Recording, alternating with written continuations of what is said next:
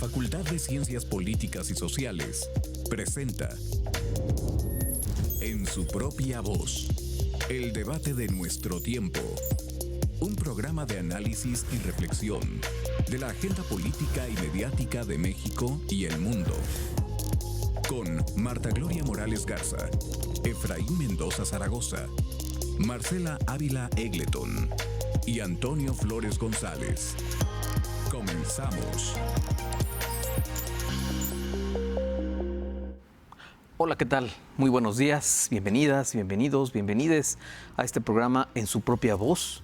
Hoy es martes 10 de junio de 2025. Estamos transmitiendo en vivo desde las instalaciones de la televisora de la Universidad Autónoma de Querétaro.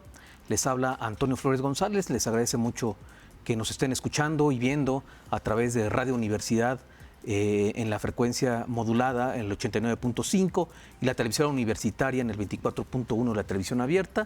Le agradecemos mucho también a quienes nos ven en las repeticiones en diversas plataformas. Pues estamos transmitiendo en vivo, como ya lo decíamos, hoy es 22 de junio, precisamente a 3 años justamente de la represión que sufrió una manifestación en defensa del agua aquí en Querétaro, a unos pasos aquí de las instalaciones de la universidad, del campus universitario, frente a la Comisión Estatal de Aguas.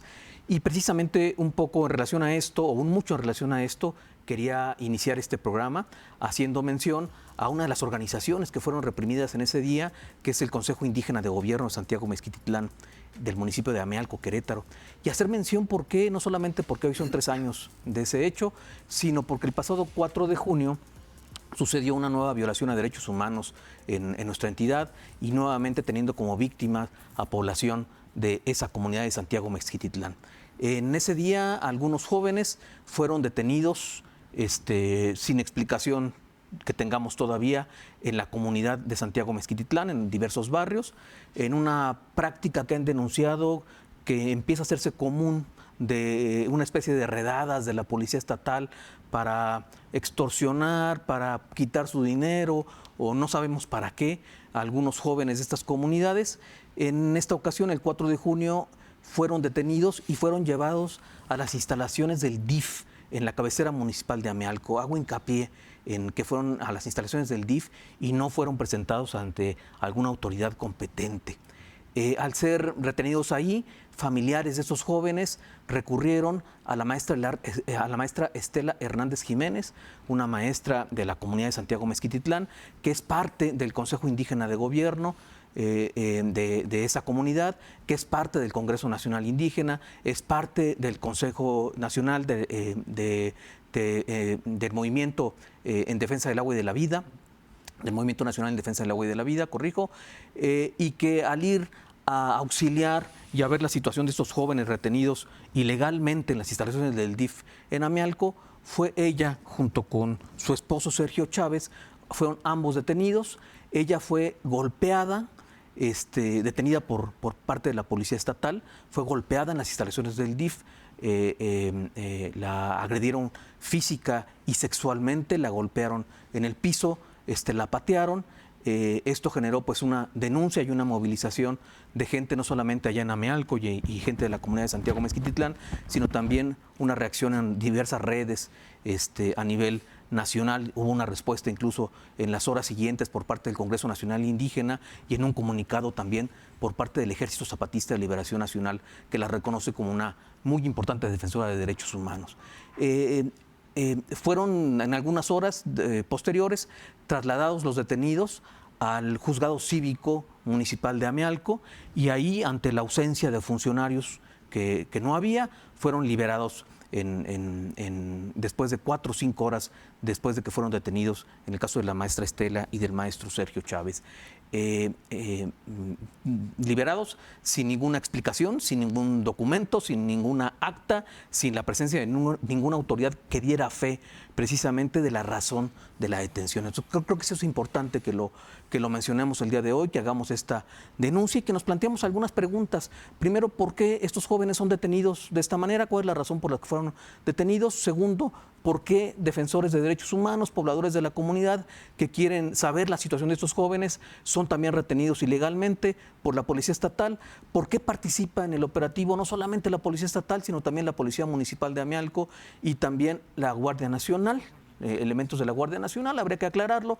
Me parece muy importante aclarar y deslindar responsabilidades de por qué son también retenidos en el DIF de Amealco. ¿Por qué no se les lleva inmediatamente frente a una autoridad competente y a un juzgado, a un ministerio público, dependiendo de la acusación que tuvieran los jóvenes, ¿no? ¿Quién es responsable de que el DIF se utilice para estos fines de represión por parte de la Policía Estatal? Eso habría que aclararlo. Y habría que esperar las sanciones pues, a los agentes policíacos que son responsables de estas violaciones a derechos humanos. Y bueno, este no es el tema de hoy, pero está relacionado, lo teníamos que mencionar por lo reciente de los hechos, que se dan también en el marco de una asamblea que ha sido convocada, que previamente fue convocada en la comunidad para este sábado 14 de junio en Santiago Mezquititlán, una asamblea que se pretende ser amplia pues para dar difusión y seguimiento pues a las razones de la movilización política que tiene el Consejo Nacional, el Consejo Indígena de Gobierno de Santiago Mezquititlán. Y está en relación porque es una docente comprometida con su comunidad, con su cultura, con su lengua, es doctora, Estela Hernández Jiménez, y ha sido pues en varias ocasiones pues víctima también de la represión por parte del Estado, de diversos niveles del Estado, por ser defensora de los derechos indígenas y de los derechos humanos. Es una maestra entonces también que está comprometida también con otra causa también, que son los derechos propios de los profesores, de los docentes, que hace parte ella también del movimiento magisterial. Y hoy precisamente el tema del programa es el movimiento magisterial pues en México, el movimiento del CENTE, la movilización que hubo en el Zócalo de la Ciudad de México, la desmovilización, la continuidad. Ahorita vamos a hablar precisamente sobre las demandas que tiene el CENTE, que se mantienen todavía, aunque ya hayan levantado ya el plantón y los paros que tenían en la Ciudad de México y en otros lugares del país. Para ello nos acompañan para platicar ese tema y damos las gracias pues por aceptar esta invitación y estar hoy con nosotros a la maestra Rosa María Córdoba Rodríguez. Muy buenos días, maestra. Buenos días. Al maestro Sergio Jerónimo Sánchez Sainz. Muy buenos días. Gracias por la invitación, Toñita. Muchas gracias por estar siempre con nosotros. Continuamente nos acompañan pues para explicarnos pues diversas situaciones y en este caso para entender un poquito mejor esta movilización del CENTE, estas demandas del CENTE que tenemos. Los maestros son maestros aún cesados. Sí. Desde hace 9 años. Desde hace 9 años y tras 3 minutas incumplidas, 3 minutas y promesas incumplidas por parte del gobierno federal y estatal, hay que decirlo, ¿no? De estos dos ámbitos de gobierno, ¿no? Entonces son maestros que han estado en la lucha desde hace ya muchos años, mucho antes incluso de haber sido cesados, y nos van a ayudar a entender un poco las demandas del CENTE. Maestra, maestros, ¿cuáles son esas demandas principales que han movilizado al CENTE en estos días? Bueno, buenos días y muchas gracias por la invitación. Gracias por tenernos aquí. A mí me gustaría empezar con una demanda histórica. En el 89 tuvimos un movimiento muy grande en los maestros a nivel nacional que le llaman la primavera magisterial. Teníamos unos sueldos que a toda la población, cuando se dio cuenta cómo eran de raquíticos los sueldos de los maestros, tuvimos inmediatamente una cobertura de la población muy grande. Tuvimos jornadas de lucha muy importantes en la Ciudad de México. Y en aquel tiempo construimos una consigna que decíamos, es cierto, exigimos 100% de incremento salarial.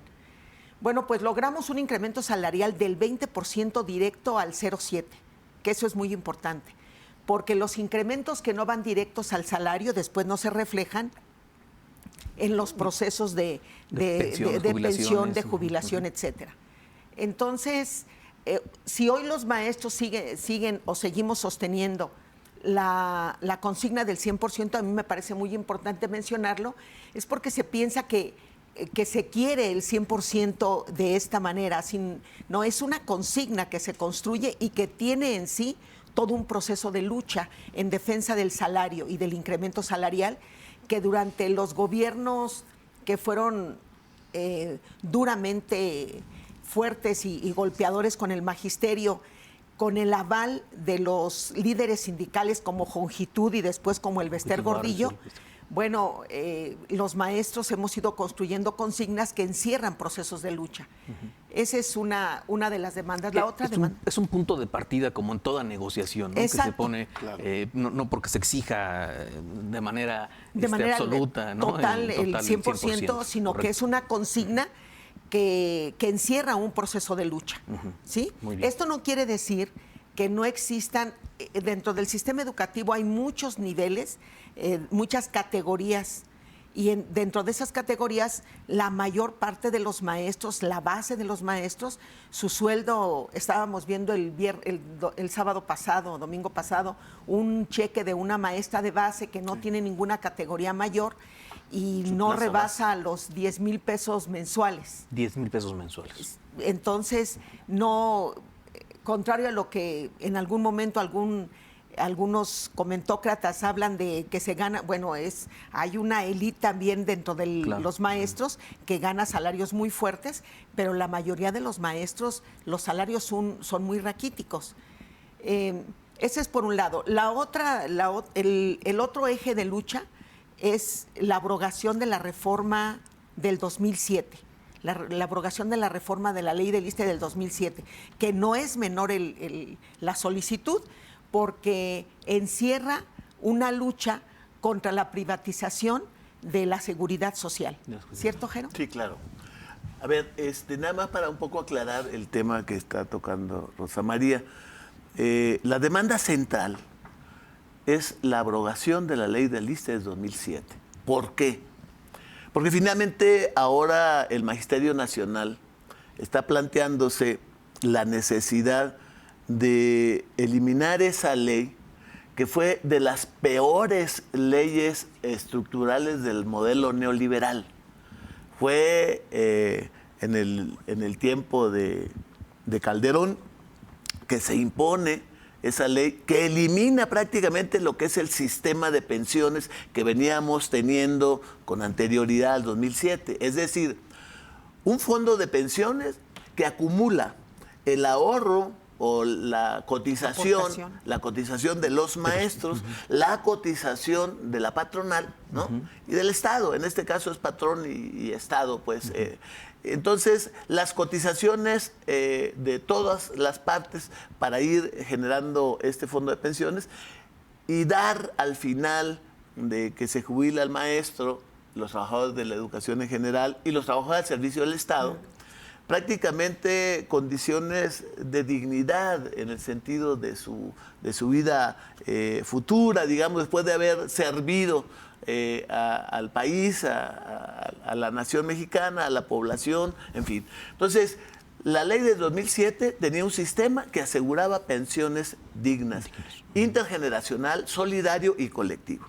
No solamente estamos hablando del caso de los maestros, sino los trabajadores en general. En general, todos los trabajadores. Entonces aquí el asunto de los neoliberales es muy claro. Los neoliberales tienen un principio básico. Le dicen al Estado, eliminemos las responsabilidades de Estado y abramos esos espacios para el negocio privado. Exacto. Entonces, el fondo de pensiones, que es un fondo que en este momento tiene más de 7 billones de pesos, que dejan trimestralmente dejan más de 4,500 millones de pesos de ganancias. De ganancia. 4,500 millones de pesos. 4,500 de ganancia. Mensuales. Trimestrales. Perdón. En el primer trimestre ganaron arriba de 4,500 millones de pesos. Okay. Y luego se habla de que no hay dinero. Bueno, pero bueno. El asunto es que ese fondo, si se alimentaba por sí mismo y le ponía el Estado y le ponía la patronal y le pone el trabajador, obviamente esa parte lo que daba es asegurar que las pensiones más o menos tenían un buen nivel para que los trabajadores nos retiráramos con cierta ¿El monto era suficiente para eso? Para más o menos. Ahorita se habla de pensiones de 4 a 6 mil pesos, ¿no? Máximo, para poder mantener a un jubilado. ¿Qué pasó con el fondo de pensiones intergeneracional, solidario y colectivo? Bueno, pues se lo dan Todo ese monto que hoy son más de 7 billones de pesos, se lo dan a los banqueros, a los pobrecitos banqueros, ¿no? Se los dan para que hagan negocio con él. Y ahí está el principal tema que queremos estar planteando. Queremos que se regrese el Fondo de Pensiones Solidario, Intergeneracional y Colectivo, y que lo administre el Estado, que no sea administrado por los bancos, porque los bancos no son damas de la caridad ni de la vela perpetua, son negociantes hasta con lo ajeno, lo que no les corresponde. Si me permites dar un dato, son 10 grandes afores las que manejan estos recursos pues, en México, entre ellos Azteca, Coppel, Banorte, Sura, no sé, son las principales, que manejan un monto equivalente al 20% del Producto Interno Bruto del país. Es un dineral tremendo. Han ganado 134,000 millones de pesos en 10 años. Y esto contrasta desde luego con el promedio del ingreso de los maestros jubilados, de los maestros pensionados, con un promedio de 6,800 pesos mensuales. Anterior a la reforma a la ley del ISSSTE, teníamos que cumplir con 2 requisitos básicos: edad y tiempo de servicio. Hoy, los trabajadores, la aplicación de esta reforma ocurrió más o menos en el 2010, porque del 2007 al 2010, el ejercicio de los maestros que no estuvo de acuerdo con la reforma, logramos con un movimiento amparista que no tiene parangón en el mundo, logramos arrebatar el 65% de lo que nos querían robar y logramos una denominación del 10º transitorio.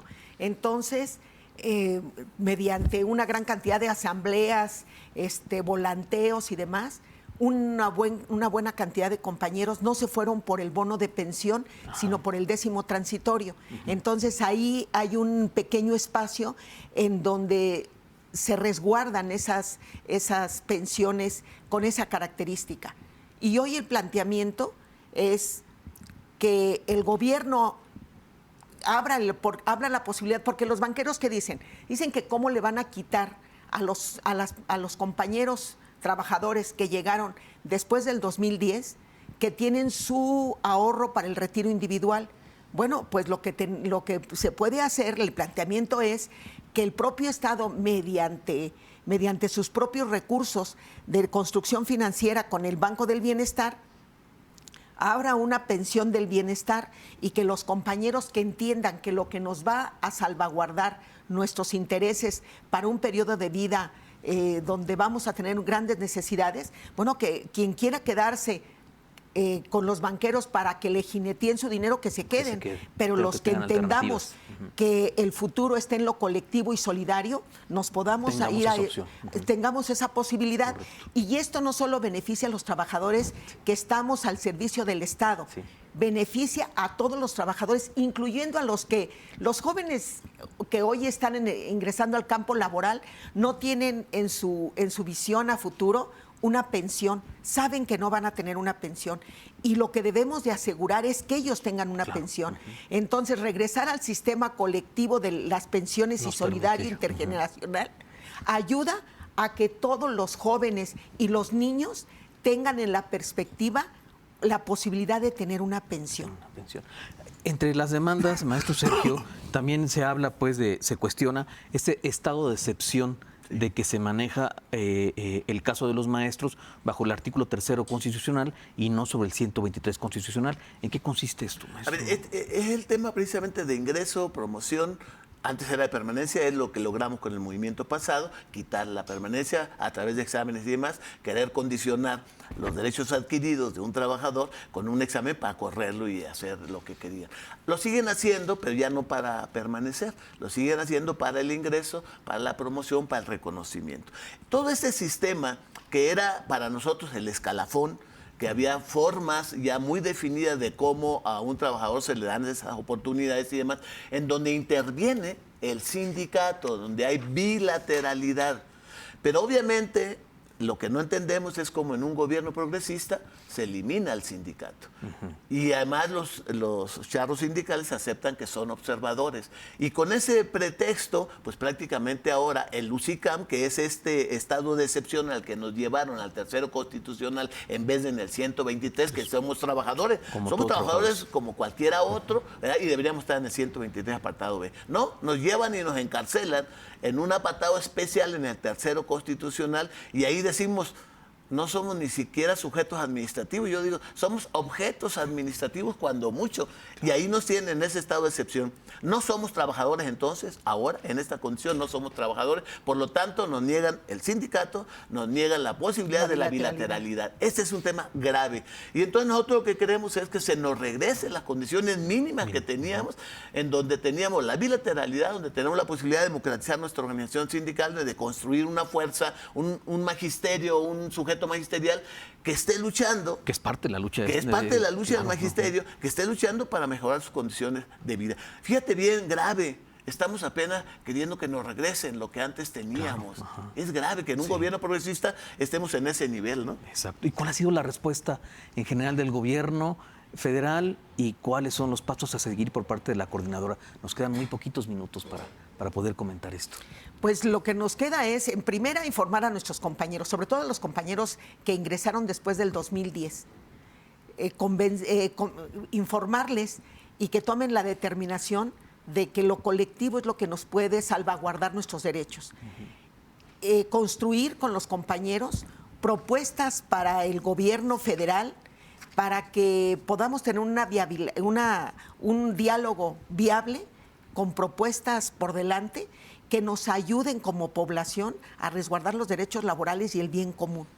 Eso es lo que consideramos que es la tarea que tenemos. El repliegue que hacen los compañeros de la CENTE es muy necesario para regresar a la vida asamblearia y construir estas propuestas para poder darle continuidad al regreso de nuestros derechos que nos arrebataron en ese proceso neoliberal y fortalecer a la presidenta para que tenga todos los elementos para poder enfrentar al capital, ¿no? Y poderle arrebatar lo que nos corresponde. Aquí el tema es muy sencillo. ¿El gobierno progresista está con los banqueros o está con los trabajadores? Es la primera pregunta que tendríamos que hacernos. ¿Tiene voluntad política para poder poner a los banqueros frente al magisterio en una mesa de debate, que la haga de interlocutora, hombre? O sea, que no se meta en el conflicto y no afronte ella una situación que le toca afrontar a los banqueros. No es posible que en este país los banqueros, el capital financiero, no pague un peso de impuestos. No pagan impuestos. En México hay 4 o 5 países en el mundo que pagan impuestos. México no es el caso. El capital financiero no paga impuestos y nosotros pagamos del 30 al 40% de impuestos de nuestro salario, de nuestros ingresos y de la pertenencia que tenemos. Bueno, entonces le estamos pidiendo al gobierno progresista que asuma el compromiso con los trabajadores, como han dicho en el discurso y en las promesas de campaña. Necesitamos que se abrogue la ley del ISSSTE del 2007 y que regresemos a lo que teníamos antes, al Fondo Intergeneracional Solidario y de Pensiones, ¿no? Solidario colectivo. Estamos regresando, que nos regresen la condición de trabajadores, ¿no? Al 123 en vez del tercero constitucional. Y estamos pidiendo también, ojo, que se nos pague las pensiones en salario mínimo como debe estar reglamentado y no en UMA, porque en UMA nos están quitando ya la mitad de las pensiones. Más de la mitad. Más de la mitad de las pensiones con ese concepto de UMAS que no era para eso, se lo inventaron y lo propusieron para... O sea, nos están eliminando cada vez más, están precarizando el trabajo del magisterio, siendo que el magisterio tiene una gran responsabilidad. Y yo creo que por eso regresan los compañeros también. Regresan un poco a terminar el ciclo escolar, hay un compromiso con las comunidades, hay que cerrar el ciclo escolar con los alumnos, hay que ir viendo, pero dicen, y lo dicen muy bien, pues nos vamos, pero vamos a regresar con fuerza, con más capacidad para poder decirle a la presidenta que asuma el compromiso que tiene con los trabajadores de este país, porque somos todos, no nomás el magisterio, todos los que cotizamos al ISSSTE y todos los que tienen cuentas individuales, todos los trabajadores de este país, que le están dando ese dinero a las AFORES, a las cuentas individuales, a los banqueros, para que hagan negocio y se quiten la responsabilidad con nosotros. Claro, pues habrá que seguir de cerca las siguientes acciones de la Coordinadora Nacional de Trabajadores de la Educación, porque nos afecta a todos los trabajadores del país. No nada más a los trabajadores de la educación.